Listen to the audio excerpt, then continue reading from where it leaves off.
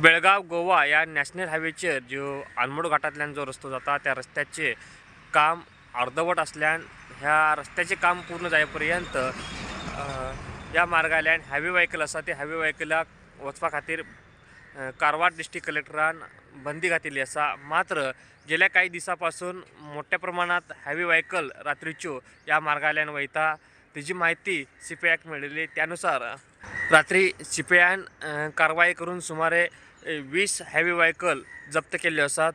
रामनगर ते आनमोड पर्यंतचो जो रस्तो आसा तो पूर्णपणे अर्धवट आसा। तेका लागून जागोजागी मोठमोठे खड्डे पडिल्ले आसा।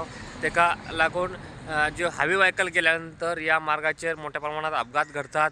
तेज्यात लागून जीवितहानी जावपाची शक्यता आसात आणि जर बंदी असताना हायवे व्हेकल जाऊन अपघात घडल्यार तेका जबाबदार कोण असो प्रश्न अनेक वेळा उपस्थित नागरिकांनी केल्लो। या मार्गाल्यान हायवे व्हेकल सोडपा खातीर बंदी असतानाही जे रामनगर पोलीस स्टेशन हातीत येणारे जे पोलीस आसा ते पोलीस ह्यो व्हेकल्यो या मार्गाल्यान कशे सोडतात हो एक प्रश्न निर्माण जाला आसा।